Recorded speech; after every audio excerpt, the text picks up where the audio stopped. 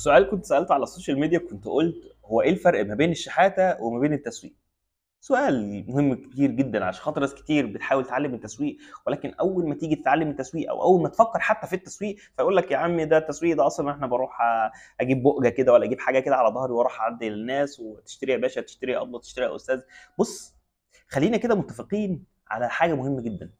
الفرق ما بين الشحاته وما بين التسويق هو ده اللي يفهمك ان انت حاجه عظيمه جدا، وشغل التسويق دوت شغل عظيم جدا جدا وبيعمل فلوس كتير جدا. ولكن السؤال الحقيقي هو هل انت تعرف يعني ايه تسويق؟ هل انت تعرف ازاي تقدر تعمل تسويق لنفسك؟ ازاي تقدر تعمل تسويق لمنتج؟ ازاي تقدر تعمل تسويق لخدمه؟ هل انت تقدر تعمل الحاجات ديت؟ السؤال الاهم هنا، هل انت لما بتيجي تروح تقدم تسويق لحد او بتعمل ترويج، لان عمليه التسويق هي عمليه كبيره جدا، ولكن لما تيجي تعمل ترويج مثلا لمنتج من المنتجات، هل حضرتك بتبدا انت اللي تكون محتاج للعميل ولا العميل اللي بيكون محتاج لك؟ السؤال ده محتاج ان انت تفكر فيه، ولو انت فكرت فيه هسيب لك كده توقف الفيديو وترجع ترد عليا مره تانية، وبعد كده تشوف هل الاجابه بتاعتك هي دي اللي انا منتظرها ولا لا. ولكن هدي لك 5 4 3 2 1. بص بقى يا سيدي، هنا لو جينا بصينا هتلاقي ناس كتير تقول لك ايه، ان المسوق تمام، المسوق بيشتغل على حاجه مهمه جدا وهو انه عايز يخلص التارجت بتاعه، وعشان خاطر يخلص التارجت بتاعه فهو محتاج للعميل، فمحتاج ان هو يخلص المنتجات او الخدمات اللي هو بيقدمها للعملاء اللي بيتكلم معاهم. فاذا مين اللي محتاج للتاني؟ المسوق محتاج للعميل علشان خاطر المسوق يقدر يقبض وياخد فلوس. ولكن النظريه ديت غلط غلط غلط. ليه بقى؟ علشان خاطر اصلا اللي بيحتاج للتاني هو العميل اللي بيحتاج للمسوق. المسوق انا عندي منتج، المنتج دوت او الخدمه دي اللي انا بقدمها لحضرتك انت محتاجها، وعلشان خاطر كده في قاعده بقولها كده للشباب اللي بيكون موجود معايا في التدريب، بقول لهم مهم جدا انك تخلي بالك ان انت لما بتيجي تعمل عمليه التسويق انت بتدور على الشخص اللي محتاج للخدمه او المنتج اللي انت بتقدمه له، مش العكس. مش بتدور على اي حد تروح تقنعه كده في فن اقناع كده وخلصنا الموضوع وتديله.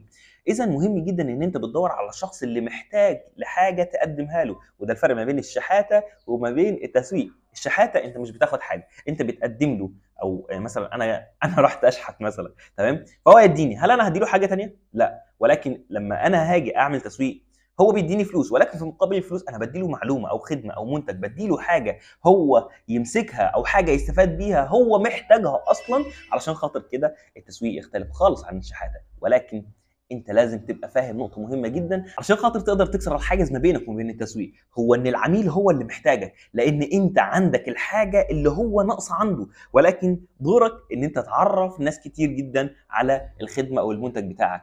دور المسوق انه يعرف الناس على الخدمه او المنتج بتاعه، ويقول لهم هو بيحتاجها في ايه وهيستفيد منها بايه وايه التفاصيل بتاعتها، علشان خاطر يا ترى هل انا هشتري منك ولا لا. فاذا انا لو انا اشتريت منك معنى كده ان انت ساعدتني انا كعميل ان انا اشتري حاجه انا محتاج ليها، حاجه انا محتاج ليها. اذا هنا انت ساعدتني. ولكن في بعض الناس بتستخدم التسويق بطريقه خطا، وهي ان هو بيروح عنده مهارات عاليه جدا في فن الاقناع والتاثير النفسي، وعنده مهارات عاليه جدا في البرزنتيشن سكيلز، فتبص تلاقيه ان هو بدا يتكلم ويقنع العميل وبيتكلم بشكل لبق وشكل جميل جدا، فتبص تلاقي العميل انا عايز اشتري. ولكن بعد ما يشتري العميل يبص يلاقي ان المنتج دوت مش هو اللي هيساعده في الحاجه اللي هو عايزها، فتبص تلاقي ان العميل يقول ايه، والله ما هشتري منه مره ثانيه. ليه؟ لان انا اشتريت الحاجه دي وانا مش في احتياج ليها، انا كنت عايزها بس مش محتاج ليها. ولكن المسوق الشاطر او البياع الشاطر هو اللي يقدر يدي المنتج او الخدمه للشخص اللي محتاجها، الشخص اللي عايزها. غير كده انت ممكن تعرض على عدد كبير جدا من الناس وما يقبلش المنتج بتاعك او الخدمه بتاعتك، وده لسبب ان حضرتك قدمت الخدمه او المنتج للشخص اللي مش محتاجها. فدور على الشخص اللي هو محتاجها علشان خاطر تقدر فعلا تكون مسوق، مش شحات. شحات غير مسوق، ولكن مسوق ده شخص عظيم جدا بيقدر ان هو يساعد الناس، بيساعدهم عن طريق خدمات او المنتجات اللي هو بيقدمها ليهم واللي بيعرفها ليهم علشان خاطر تسهل عليهم الحياه.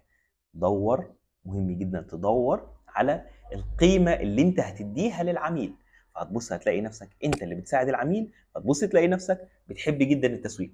ودي حاجه جميله جدا اتعلمتها في حياتي، التسويق هي حياه.